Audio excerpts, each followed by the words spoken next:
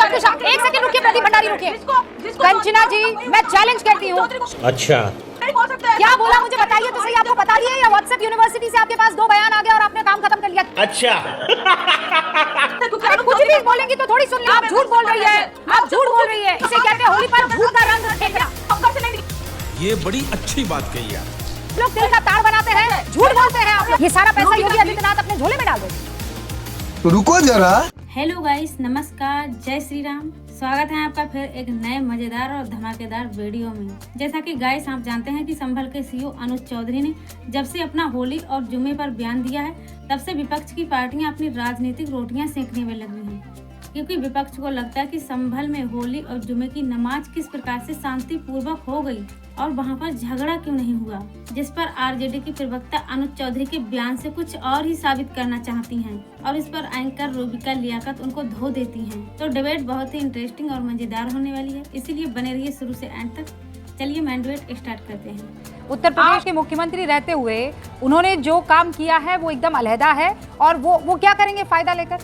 आपको नहीं पता है क्या उनकी माँ कैसे रहती है, उनकी बहन कैसे रहती है? आपको नहीं मालूम है? आपको क्या फायदा हो जाएगा मुझे ये बताइए।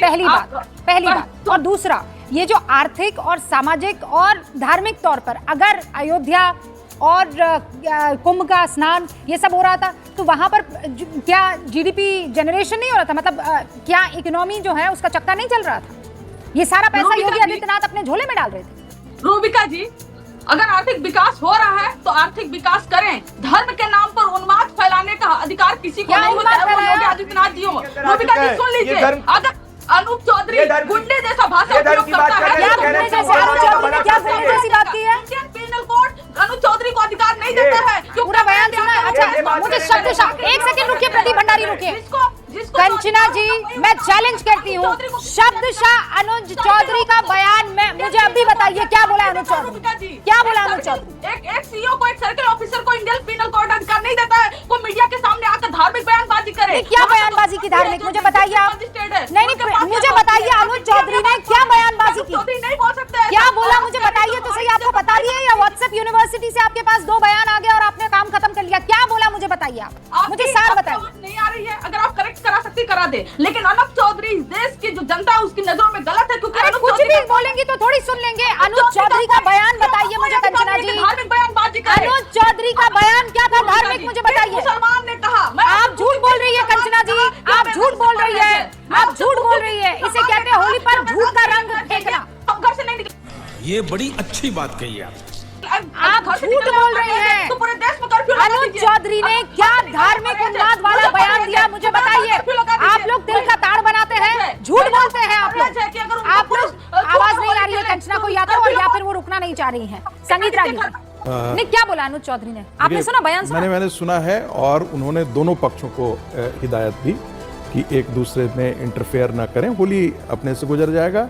और जब नमाज अदा करनी होगी तो वो नमाज भी अदा करेंगे और कोई एक दूसरे को डिस्टर्ब नहीं करेगा। मूल सारांश ये निकल कर के आए। एक दो तीन बातें हम टिप्पणी कर दें, वो यदि गलत हैं तो हम तो वो दौर देखे हैं कि पटना के डीएम लालू यादव को खैनी बना करके देते थे, क्या वो सही था? हम वो दौर देखे हैं कि बड़े निकलती थी कि पटना के डीएम जो है वो लालू प्रसाद यादव के घर पे जाके मटन बना कर खिला रहे हैं, क्या वो ब्यूरोक्रेसी का रोल था? दूसरी बात देखिए, अभी एक मेरे मित्र बोले कि क्या ये इसमें घृणा नहीं है, इलाज अलग करने की बात की जाती है, बिल्कुल नहीं होनी चाहिए। लेकिन ये हराम और हलाल ये तो कॉन्सेप्ट आप ही लेकर के आए ना।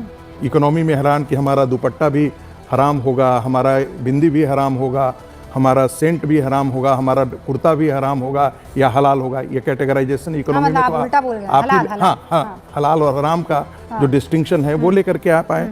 देखिए, उत्तर प्रदेश राम, कृष्ण और शिव ये 3 भारतीयों के सबसे बड़े आराध्य का मुख्य और अब केंद्र संभल है। कल की भी, और संभव कल की अवतार है ना। तो स्वाभाविक है कि पर्यटन के लिए बहुत बड़ा अवसर है। आपने दिखाया होगा, थोड़ा सा उसमें एक जोड़ देना चाहता हूं कि जर्मनी की आबादी करीब 8 करोड़ के आसपास है। आप सोच सकते हैं कितने जर्मनी समा गए हैं। ब्रिटेन की आबादी 7 लगभग 6.25 करोड़ के आसपास है। कितने ब्रिटेन वहां पर आकर के 1 महीना के अंदर आकर के खड़े हो जाते हैं। तो एक मिनट बस। नहीं रागी जी, आपने क्योंकि बिंदु ये सही है और अच्छा है, अयोध्या के टाइम पर आपको याद है ना, हमने कितनी बहस की थी। वो महंत बिल्कुल, राजू दास भी हुआ बिल्कुल, करते थे, बिल्कुल। फराज भाई भी बैठते थे, अतीकुर रहमान साहब तो एकदम रेगुलर थे। बिल्कुल। यही बात तो हो रही थी। अब आज जाकर देखिए, आप अयोध्या के मुसलमान से बात कीजिए। नहीं, मुसलमान ही नहीं, सारे लोगों अरे की मैं सारे इकोनॉमी। नहीं, पर सबसे ज्यादा क्या हो रहा था कि दखल अगर आ रहा है, हाँ। दुखी कोई हो रहा है, अपसेट कोई हो रहा है, कुछ थे ना सो कॉल्ड लोग जो कहते थे कि देखिए ये मुसलमानों पर अत्याचार हो रहा है। आज सबसे ज्यादा ह्यूमन डेवलपमेंट इंडेक्स अगर कहीं बेहतर हो रहा होगा, जब आएगा एक ऑटो वाला, जब पहुंचाएगा स्टेशन से अयोध्या में आपको, मान लीजिए रागी जी, और वो मोहम्मद है, ऑटो वाले का पैसा भी तो बढ़ेगा कि नहीं बढ़ेगा? नहीं, सबकी ओवरऑल इकोनॉमी जब ग्रोथ करती है ना, तो हम उसको करते हैं परकोलेट डाउन थियरी।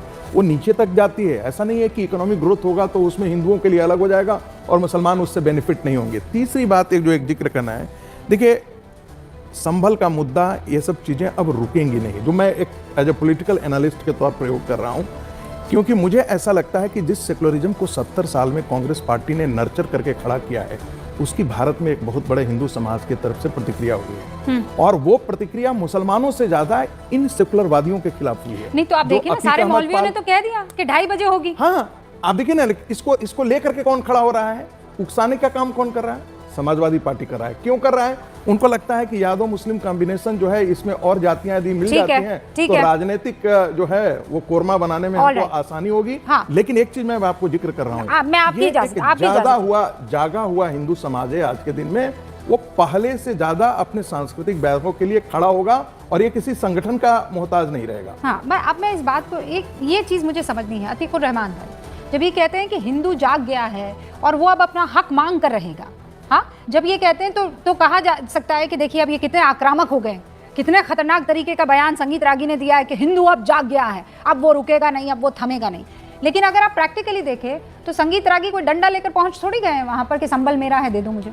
कोर्ट ही जा रहे हैं ना, कोर्ट की लड़ाई है और कोर्ट में जो तय होगा वो मानना पड़ेगा।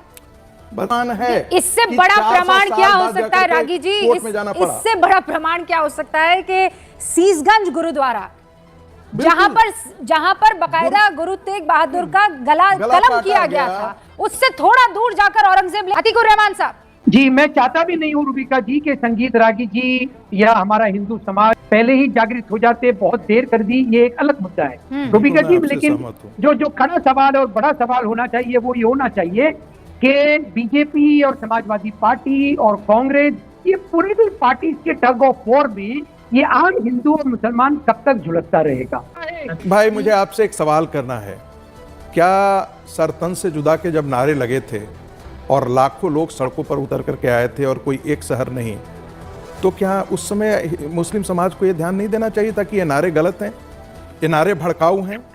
किसी ने कह भी दिया और उसने माफी भी मांग ली, तब भी क्या यही धर्म था कि हम जाकर के अलग अलग जयपुर में हत्या कर दें, बंगाल में हत्या कर दें, अन्य जगहों पर हत्या कर दें, सर काट दें, जो आपके साथ रह रहा है उसके साथ भी आप विश्वासघात कर दें? तो कैसे? एक वीडियो मैंने तेजस्वी यादव पर बनाया है जिसमें वो अपना बयान देते हैं और कहते हैं कि अनुज चौधरी ने जो बोला वो बिल्कुल बेहुदा बोला और हम 5-5, 6-6 हिंदू मिलकर एक मुसलमान की रक्षा करेंगे, ऐसा वो बोलते हैं। क्योंकि मुझे लगता है जिस पार्टी के नेता ही इस प्रकार का घटिया बयान देते हैं तो उसके प्रवक्ता क्या करेंगे? इस पर आपका क्या ओपिनियन है? प्लीज़ कमेंट्स में जरूर बताइएगा। मिलते हैं नेक्स्ट वीडियो में, तब तक के लिए जय हिंद, जय भारत।